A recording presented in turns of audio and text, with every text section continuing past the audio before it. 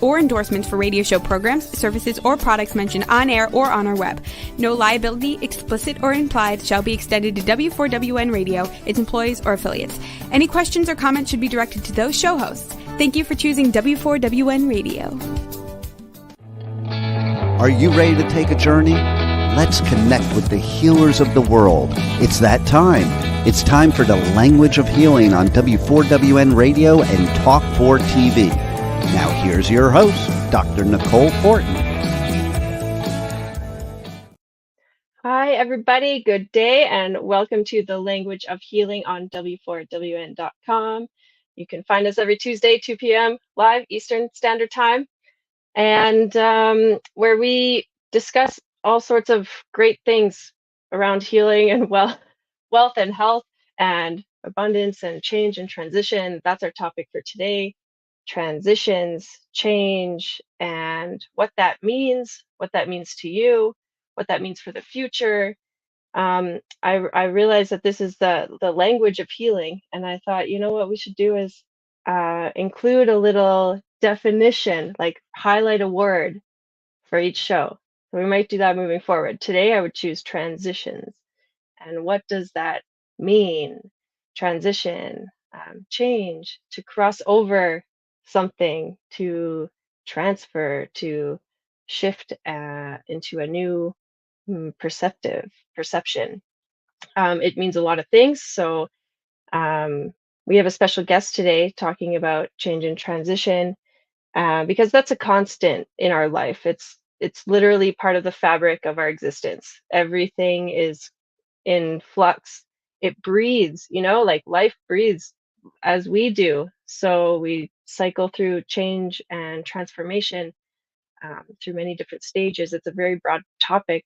Today, let's dive into a Chinese medicine perspective. And so we'll welcome our host, Dr. Stephanie Yip, who is somebody I've known for a very long time, and we have been through many changes and transitions together. So welcome to the show. Thank you. How long has it been? Like 17 years? Yeah, it could be. 2000, when did we start school? 2008? Yeah, 2008. Yeah. We Totally. lived a couple blocks from each other. And so we would ride the school bus, the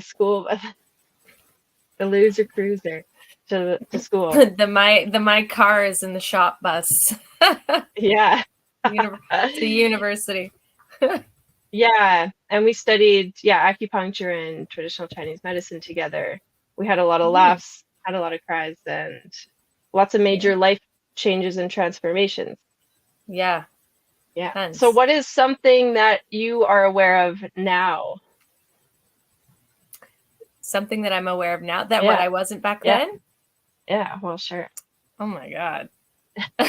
No, maybe I'll be more specific.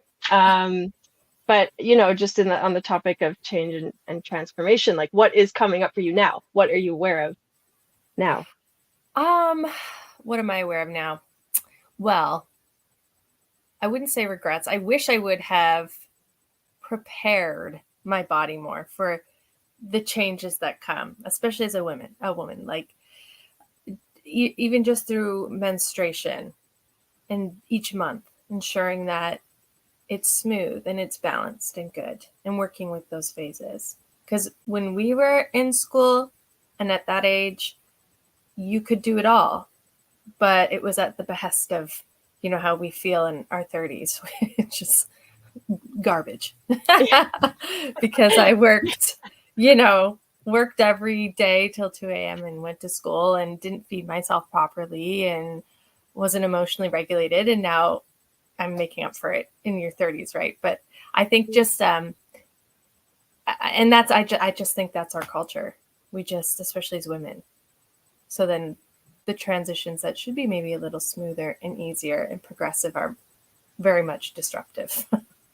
Yeah, it's like that's such a key point, because that's at the root basis of what Chinese medicine can support you through in your 30s. Because by concept, actually, you should be preserving your essence or your jing, or your constitutional makeup throughout life. So yeah, I remember those days in class and the doctors are like, no drinking late, no sex late, like no late party, you know? Meanwhile, I think, And then like that's like pretty much the society's 20s and your exploration and your, yeah, you know, three you're out of five going of us, I think were working like restaurant jobs, restaurants, yeah. which are not easy and late and not conducive to health in any way, shape, or form. Yeah, It's but you fun though. have to It was do fun. what you got to do. Like I think that's part of what is important in transitions is a level of acceptance. Yeah. Like just you know, awareness and acceptance Yeah. because that's where you're at the time. Like you have to pay for school. You know, you want to Yeah. yeah, Totally. support No regret. yourself No regrets. while growing and learning. And there's different avenues to do that through.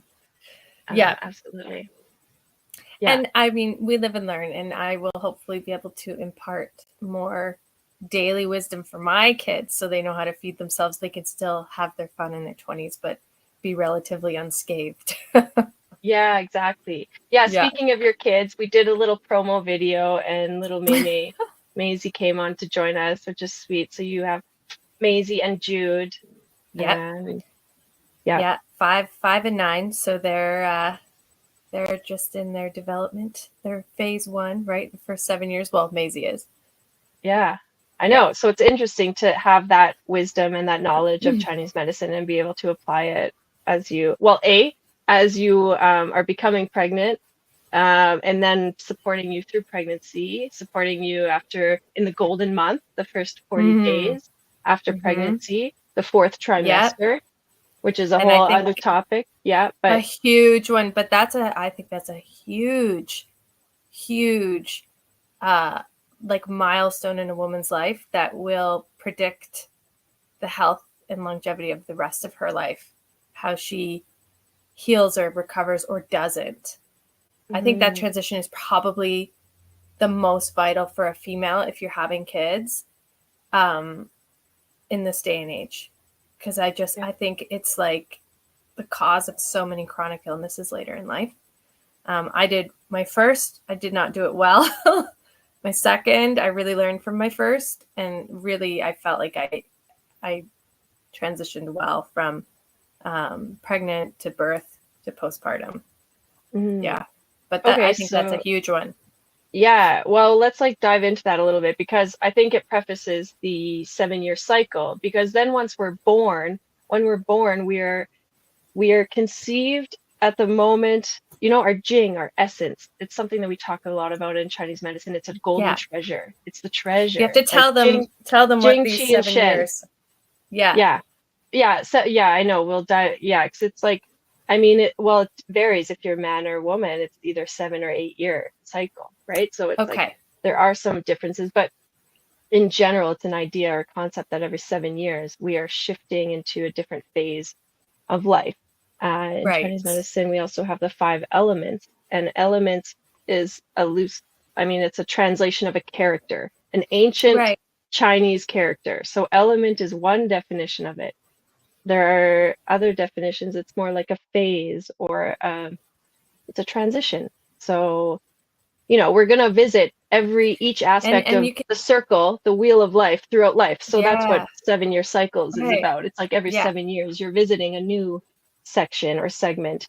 And if you're revisiting the same one, it's on a deeper level.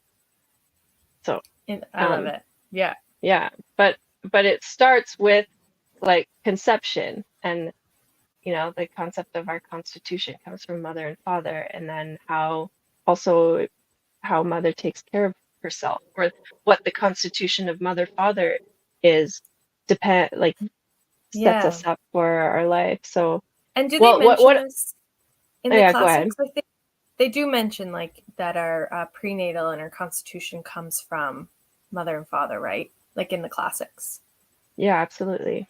And I find that so interesting that just now in like terms of biomedicine or Western medicine, we're catching up with like epigenetics, how they're seeing, like this is like, you're not just a clean slate. Like you do get what you're, you know, if I was stressed or drinking or dad was overweight or drinking, upon conception, like those things are imprinted in, in some way, shape, or form in the genetic makeup of you. It's wild that TCM already figured this out. Right. And TCM is traditional Chinese medicine. If you haven't said that already. No, it's fine. It's fine. Sometimes we can get, it's like a realm. It's another, Chinese medicine is another language. I remember being through like school, and I was very Western based, trained before, like medical, and then transitioning into Eastern medicine was like I questioned everything, so I can really appreciate like the skeptic's point of view around Eastern medicine. Like, what does that even mean? What's like, well, that's a good question. I think that's good though. I think that creates, you're able to keep learning, and you don't, I think that makes like a good practitioner when you don't just like, I'm all in. Yeah, right. Yeah, because you have to I don't know, live take in the experience, embody it, and I think that supports, the transitions of life.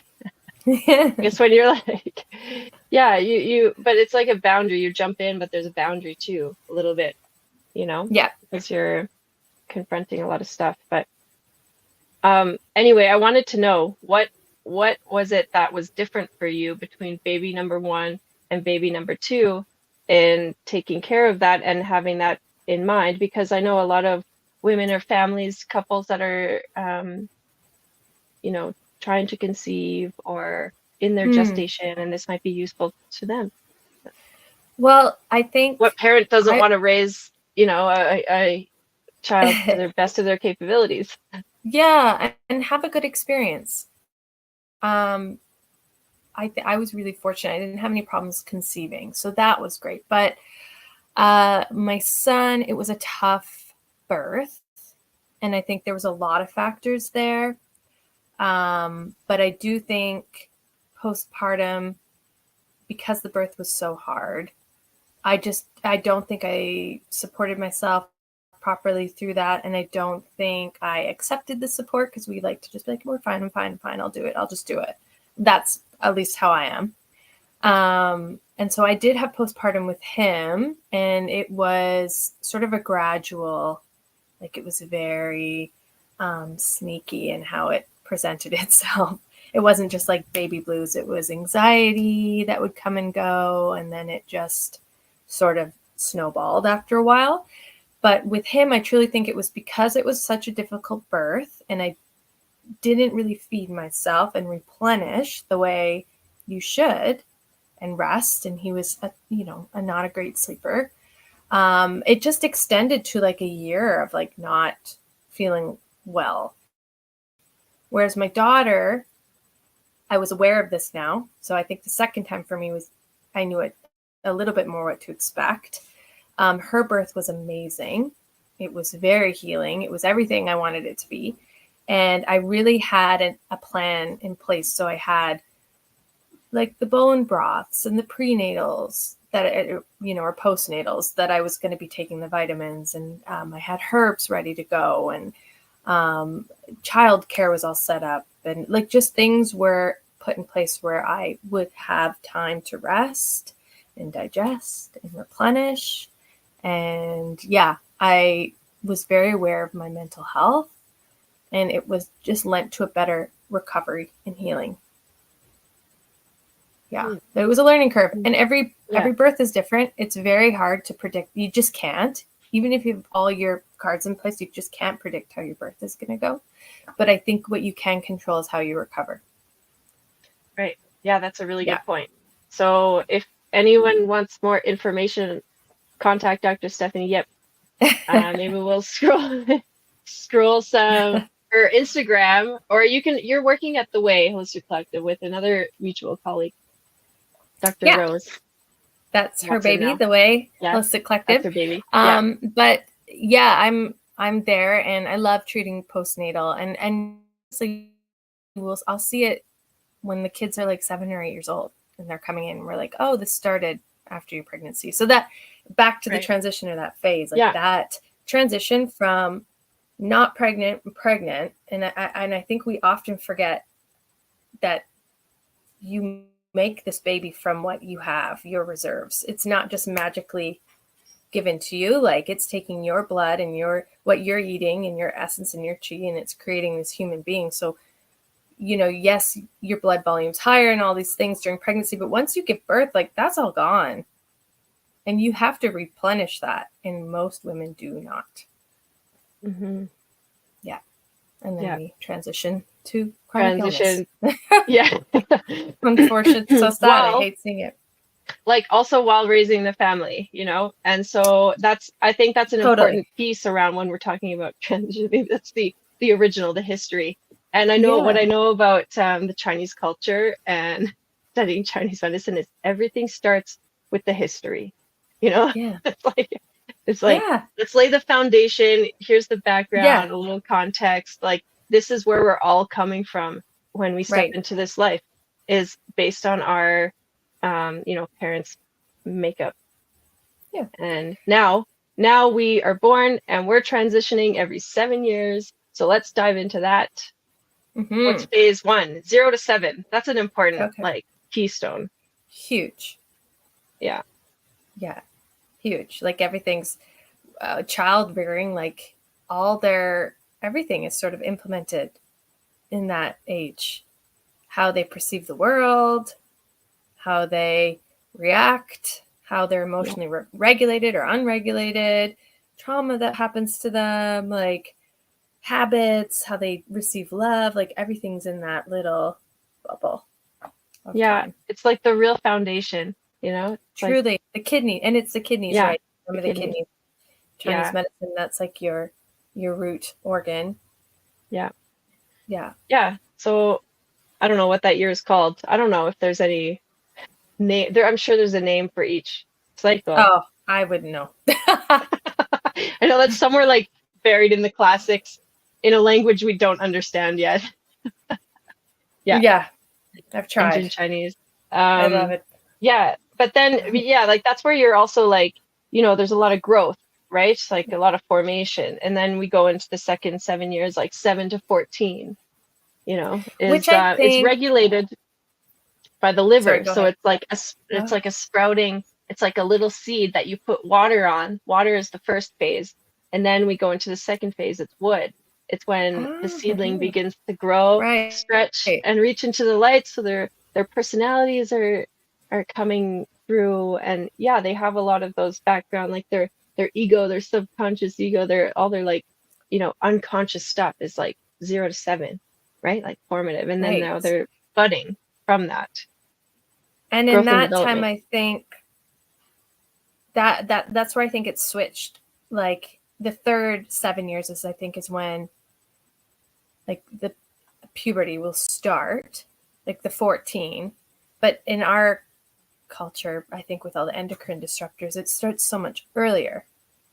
Like, we're sort of shifted down. And then we know as we go through the phases, menopause is supposed to start a little later, but we can see like so many women at my age, like 38, it's their perimenopause, like too early, but it's starting, and probably just from all the environmental factors around us. That's interesting to see, like reading the classics when they were so much more at one with nature and their environment, eating seasonally, living in all the phases, even the everyday phase of, like in Chinese medicine, we go through the organ systems. You're up at this time, having a bowel movement, you're eating at this time, you're like living in the phases of yang, going to bed with the sun, resting in the yin stage. We don't really do that, do we? So it's like kind of interesting to see. Yeah, and every day we don't live in accordance with the way. That's what the Tao means, right? Just like, from old. Well, the way. This is what, the way. It's the way. It's rooted. I mean, the classics, like, just sidebar, it's like ancient wisdom for a modern world. That's really, they were much more connected and observing, and they were aware. Like, you want to talk like, awareness of your environment, and then how to respond to that. And they had years and years of responding, and they developed that skill. And then yeah, things shift and change, and now we're here. Pretty much the same makeup, same, like things that operate us as like human spirits, like Mhm. sunshine, food, community, um, Yeah. We need the connection, same like, things. yeah, but I like think we do a our lot. environment's so different, and like It's so different. yeah, Yeah. we need to adapt, and that's part of shifting and transitioning and being in acceptance of what is, like Hmm. awareness of how things are now, accepting what, was or what is, and then that can really open up the awakening to the future.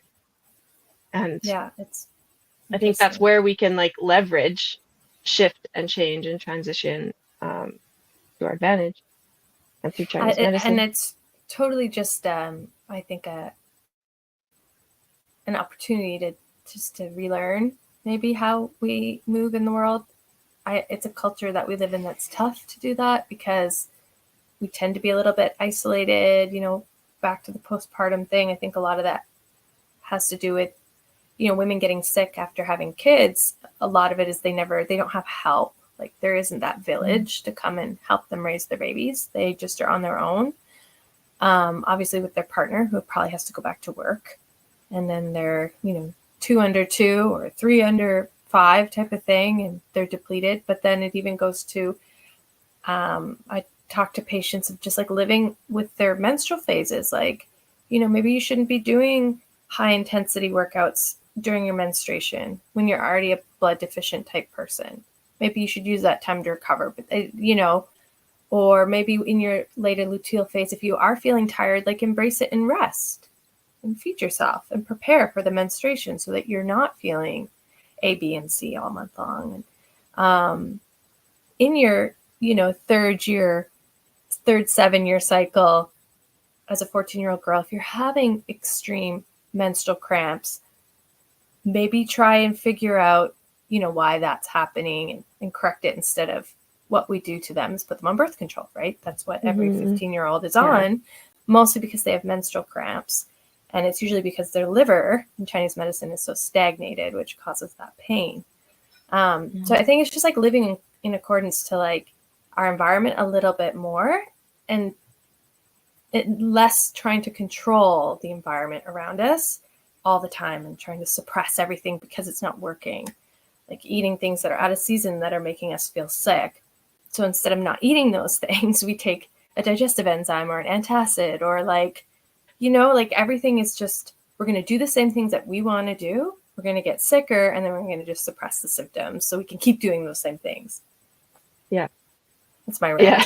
rant. I love it. I'm here for it because it's like we forgot some of those principles or just the awareness, I think like our bodies are Yeah. constantly relaying us messages. We have like a wealth of information and experience at our hand, and I think maybe it's not even a conscious choice. It's like just, distraction or like Yeah. getting caught up in a lot of things. There's a lot more pressure around, like, I don't know, even students. I think that, even just as a social media, influence kind of way, like we didn't, like growing up with that today, in We never had this it. third year phase would be, a whole different game. So, Impossible. but it's like, that's also part of accepting the transition of where we're at. Like that's where society and we're evolving to. So now they have Yeah. this access, and then how do we shift, like even coming from a perspective of, okay, we didn't have that, how do we open up and accept that this is the new way, and then I support it, don't like I accept imagine it. for you that yeah, but like okay, so then your kids are gonna, I'm sure, like have your kids been, maybe they're They're too not allowed to young have for this. phones. No. Until till when, like what's the rule, what's Oh, the... I'm prepping. I have been prepping my son for the past year and a half. Every once in a while I mention it. I'm like, you're gonna be mad at me. Like, and now he's like 8. He's like, no, I'm not. And I'm like, yeah, you're gonna want a cell phone. I'm gonna say no, and you're gonna hate me for a while, but it's for your own good. Like, Yeah, good. no. But and I'm so guilty of it, of like being on my phone. Like I'm such a hypocrite So I'm like, look at me. Don't be me. But no, like them, they're not. I'm going to remove that temptation, and they can have a phone when they're a little bit more mentally developed. Social media, absolutely not. Like, you can start an account when you're 17, but you're not having it at 14. Like, I just find, even talking about emotional transitions, like, what's the worst thing that can happen in Chinese medicine to cause disease is you get stuck in emotion, in an emotion, right? It becomes unbalanced, and then it causes dysfunction in the body. And I feel like a wonderful thing that's happening right now is we're very much more mindful of emotions and how they develop and how people feel and stuff like that. But in saying that, I think we're becoming too fixated on it. People are becoming too fixated on their problems or what they are emotionally. So that's what they are. I have anxiety. I have ADHD. I have this. I have that. And they get stuck and they're fixated it. And that's their identity. And like, they watch TikTok videos all day long about it. And they talk to death with their therapists about it. And it just like creates more of it in their life. So instead of like trying to move through this negative emotion, however it comes up or whatever it is, they're just always in that feedback loop of like, I don't know, recalling trauma or like this anxiety. They're never moving through. I see it with my patients. It's the same thing every week or the same, and you sort of have to be sensitive to them. But at the same time, I'm like, you're just stuck and you're looking for it everywhere. And you're just in that cycle. It's one component. Sorry to cut you off. No, that's okay. But I see it on social media because then your algorithm, like say you're a 14-year-old and you're feeling lonely. So you're looking at videos of other like influencers feeling lonely or talking about it. And then all of a sudden your algorithm is just that. So you're finding yourself in all of these people and you're thinking it's normal, which it is. But it's also normal and healthy to move through it. But imagine that's all you're reading and that's all you're seeing. Like you just become it and you don't move through. And that's what like worries me. And with my kids, I'm like, no, like you need to be able to live your own experience without everybody else in the world telling you how it should be. Right. You know what I mean? Yeah. Because that it's like a balance. Well, yeah, for sure. I mean, well, in the very first, like, the 7-year cycles. So say like, 7 times 7 would take us to 49. So we're not really dead then yet necessarily. So like we go through it again. Yeah, good news. And it's all, take it with like a bit of fluidity too, that they do shift and change for everybody, but these are like a basic guideline. But the first cycle, first go around, that third stage with the 7 to 14 is the fire element, and it's very active. It's like inspiration. It's the summertime. It's like pure expansion, and just to bring, your point around like exposing them to other influences, like it's time to explore your own like influences, right? Or your own creativity and be exposed and relate to other people. Like like shed light on everything, like full, like but gather... like this like, or sorry, did I say 7 to 14? I meant 14 to 21. Yeah. Did I 14 say that? to 21. I feel like I said that. Yeah. Okay. So the third 7 years, 14 to 21. Yeah. I just think it can be, I think we're very lucky that we get to be so connected, but at the same time, I do think you have to be really careful to come back to your reality. Like it's not real, right? Yeah, but that's also a bit of like that rebel archetype at that age, is like where they're like kind of not fully formed, like it's imaginative. Yeah, for sure. I think it's why, we're seeing so much depression, anxiety, mental health issues in kids that age is truly the screen time and the social media. I just think it's too much information. I read somewhere, I heard somewhere about the fact that our nervous systems are not like developed to be able to handle and receive the amount of information that we do. Like we're not meant to know all the bad things that are happening across the globe. Like, ancestrally, we would know what's happening in our village and maybe the villages around us, but not the country next door. unless there was like a traveler.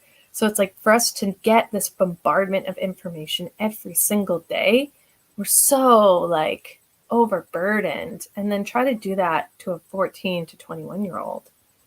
Like, what are they supposed? And these videos and these people telling them what they're supposed to be, and they're still trying to figure out who they are. And it's like, we went through that too, but not at the, I think at the level and the exposure that this generation's having to deal with. It's like, it's scary to me. I wonder what my kids are with the AI and like all this new stuff that we're transitioning to. Like what it's going to be for them. Well, they'll can't figure stop it out. it. You know, they will, exactly. You can't stop it. They're going to figure it out. But in that phase, I just hope that they are emotionally and psychologically developed enough to be able to discern what's good for them and what's not, and what's real. Yeah, and I think you have a good, like a really healthy approach to, communicate that this is coming, or this is the way it is, because you accept like reality for what it is, and that this is and you can't suppress it. Like, I think and then you're instilling your values. You explain why and right. What difference and like, that I'm will not make gonna for them. Restrict technology, because I think they would completely go against you, and like, kids are kids. They want what they can't have. Like, so there's gonna be restrictions, but I think communication is key. Like I was talking to my husband the other day. I'm like, I think if we really show them why, like show them the research, show them the like tangible stuff, like this is gonna make you feel this way if you spend too much time. And that's such a good point with like focusing on it.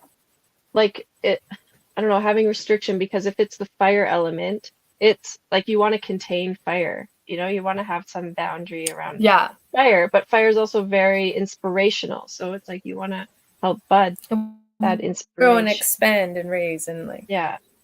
Yeah. Okay, let's move on to the next phase, because this is such a weedy subject. 28. It is. Yeah. 21 to 28.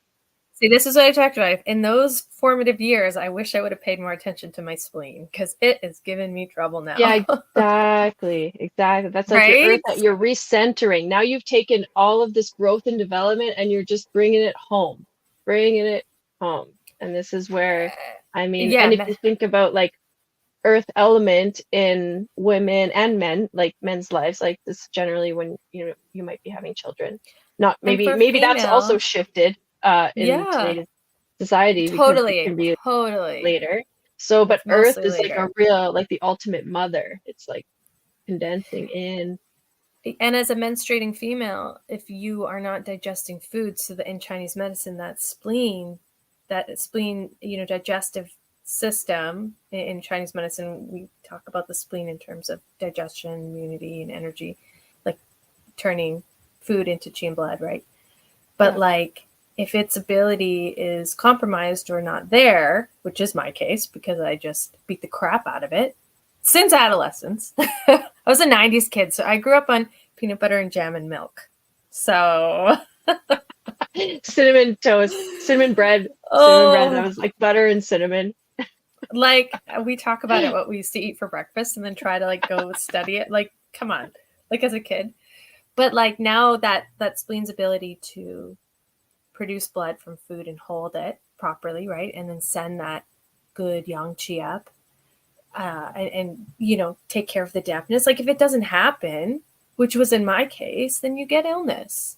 But I think we're seeing a lot of it. I think it's that period and that like middle jiao, spleen stomach issue, like that gut health, microbiome, like in terms of Western medicine, like affects everything. Those are those years. I think that's when it really starts. Yeah. And I think that the more depleted you are, the more it taps it, because another concept of Chinese medicine is that we have this prenatal qi or like life force that comes from conception, like we talked about. And then you have postnatal qi, which comes from what we eat and what we drink and the air we breathe.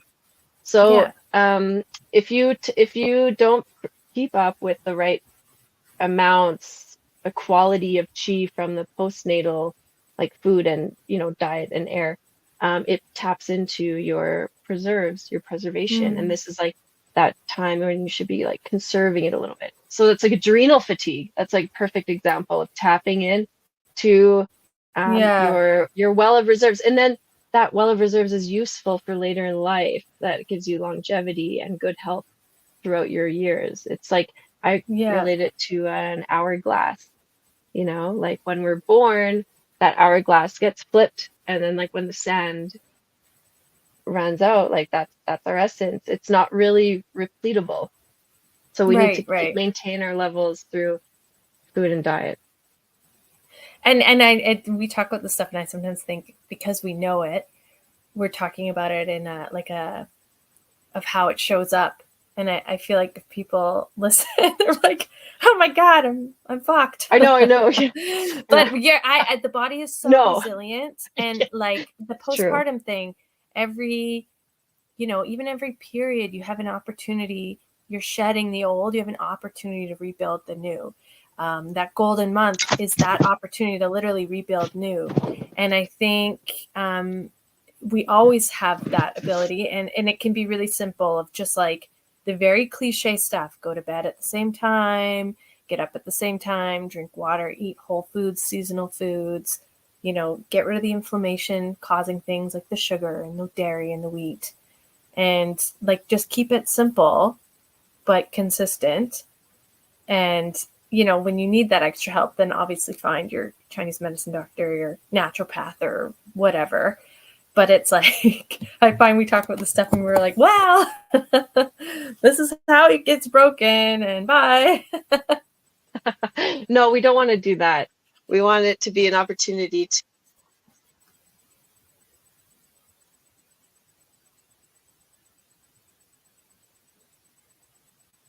Oh, your sound cut out. I'm not sure if that's just on my end.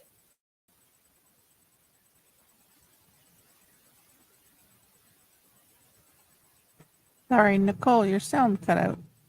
Oh, yeah, I can't hear you, Nicole.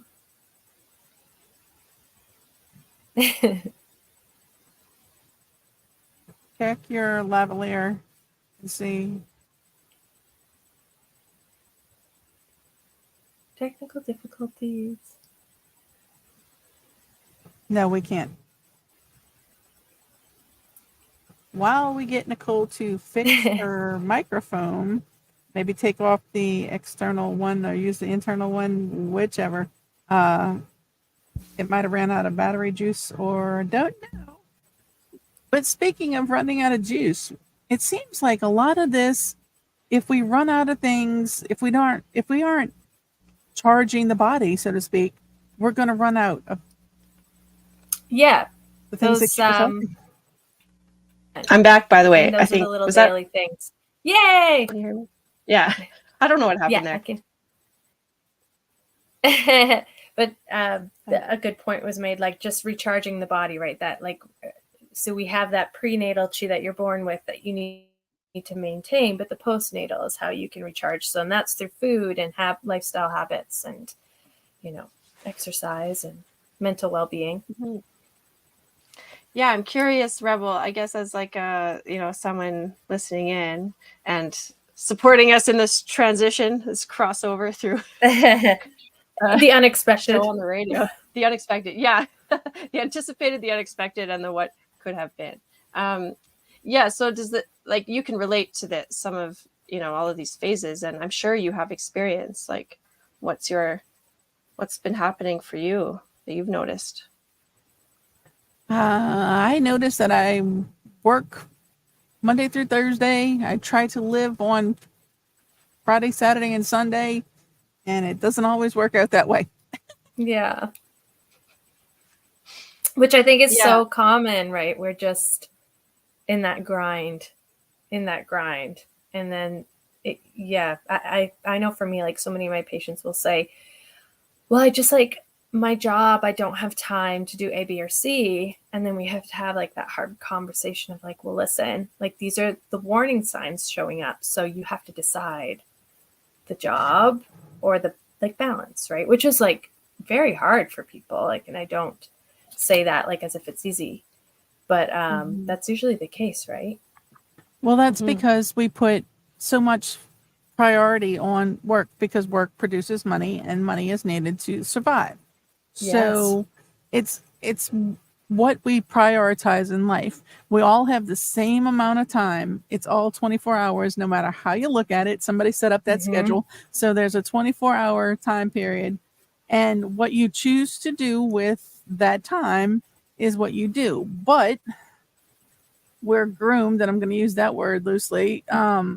We're groomed to do this because someone told us this is what we have to do.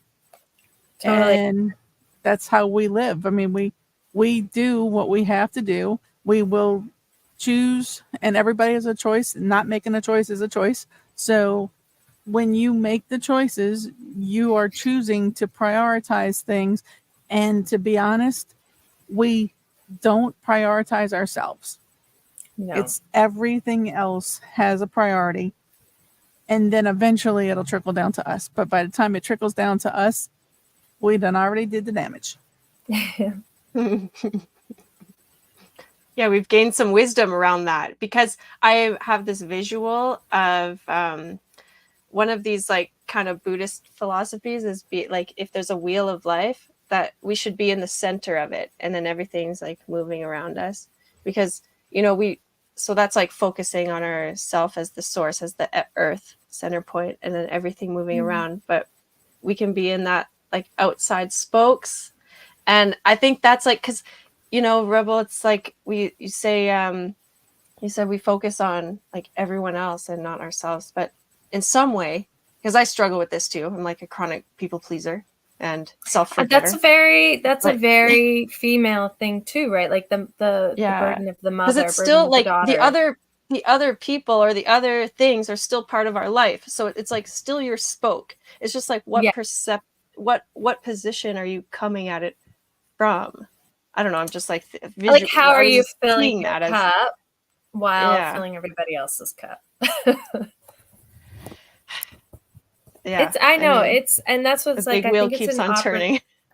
Well, and I think people are starting to realize this, and I think it's just an opportunity to learn how to, go back a little bit to like simpler times where there was a little bit more balance. I do see like a lot of patients and a lot of people sort of talking about that. Maybe it's just our generation now being like, oh, slowing down, maybe not being so much in the grind. And I know it's very like fire energy. You can't like, and that's one thing about the transition to menopause, is that it's a time when all the fire consumes the water. So we lose that like well of, resource. It's like, so we want to preserve the water, and water activities are rest, relaxation, reflection, quiet time, or meditation, or, doing things like not being distracted, like the quick distraction. Yeah, because fire, if you think about like the opposite of like, rest would be activity. So it's like you have to balance that. And okay, we're almost running out of time, of course. So we were in the 4th 7 year, 21 to 28, and that was like that earth, or the spleen, the digestive like time, getting ready to have babies or have had babies. I was pregnant with my first, I think. No, actually I was 29 when I was pregnant with my first. But then the 5th 7 years, 28 to 35. And that's the lung. It's like the metal element, the lung, but this element to me is like emotional maturity. It's now you've been maybe around and you're like, okay, I've completely depleted myself. I've given all that I have. And now, just kidding. Now, you take that experience and turn it into wisdom, right? And, I almost see that as the one following, like the depletion, like, okay, now things are showing up. But it's interesting. Right. What you said, like, about people having babies later. And that, like, that happening. I think that's really interesting because it's true. Like, in times gone by, you did not have a baby. Like, it would be very rare that you were having babies at the 6th 7-year cycle, 35 to 42, but that's like a lot of my patients are that age, having their first.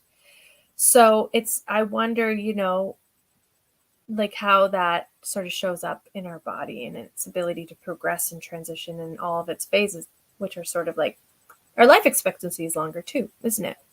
Right. Yeah, exactly. Yeah. Yeah. So maybe the phases are kind of growing and shifting. I don't know. It's a concept. It's a theory. It's a way theory, to for make sure. me live in accordance with life. And that's what it's really all about, because that's where that's flowing with the river. Like, I don't know that our planet or the universe or, science, physics, quantum mechanics has really shifted and changed as we have, I think the same principles remain in place. And we can still use those as a foundational grounding point. Some things never change. Some things are always changing. Yeah. Even like in TCM, talking about the clock, the organ clock. I like to show my patients that because it can be like a nice guide of just how to make little tweaks throughout their day. In Chinese medicine, we have each time is associated with a specific organ, and within that time, it's good to do certain things. So like eating at a certain time, exercising, sleeping, whatever. And it can tell us if there's an imbalance, if your body's feeling a certain way at a certain point in time during the day or night. Yes. If you have any health concerns or problems, questions, pregnancy related stuff, postpartum, go see Dr. Anything, Stephanie all the above. If you're in Calgary, especially. You can find them on Instagram and at The Way Holistic Collective and The Root _wellness. You can find stuff there. Okay, so then let's do this real quick because the 6th year. So I want to share something at the end if we have time. Yes. So sixth year cycle. Okay, we revisit the water element. That's the depletion. Yeah, so that's where we come around again and we get another chance at that aspect of life, that spoke in the wheel. Yeah, and it's in this thing that you sent me, that the sort of rundown, conservation of energy, focusing on preserving health as well as wisdom gained through life experiences. I do feel like I'm 38 and I feel that. I feel I'm at that point where like I'm rebuilding, because I do think your body's resilient. You can still rebuild at this age. You can lose weight, gain muscle, fix your menstruation. All that stuff can still happen. Like, you're not just done. Yeah. But I definitely feel, this is that time where you're like, you've had all these experiences, let's use them. And now the next, hopefully, however long you have, 50 plus years, you can like just build on that. You're not so much like a deer in headlights anymore. You're more you have the experience and the wisdom that comes. So it is a great rebuilding time. It's never too late. It's not too late. Still have a chance. And then even moving into that 7th year cycle is another chance to rebuild, renewal, and regeneration. Okay. So that's, again, a time where we're like emerging new. So maybe that's also like the midlife crisis kind of thing. Right. Or like a menopause for women, which we view very negatively. Yeah. But remember when, I think you were because in school we had a student from Taiwan. She didn't know what a hot flash was because they didn't have those where she was from. Meaning like their menopause, she says it wasn't as disruptive as it is here. I don't know why. That was her experience and her recollection. Yeah. No, that's a game changer and fundamental reasons why. We should do a whole other episode on that. I always tell women like that phase, that transition, it could be and it should be like easy and lovely and like a blooming, and you're coming out of like these years of bleeding, and now you get to just be. And like instead we're dry and hot and frustrated and fat and lazy. Yeah, it does. Right? I know, but I guess I mean that is a pattern that will show up with imbalance or not living, like in accordance, or that's where the acceptance and the flow and how Chinese medicine can help support you through that. Yeah. I want to that's hear true. your story now. Okay, quick story, because as we were preparing for this show around transition and change, and I just felt like it was a good topic this week, and then I had a dream in the middle of the night or early morning about moose migrating. So like migrating moose. And then my new friend ChatGPT is like the Google condensed. It's like, what does it mean when you dream of migrating moose?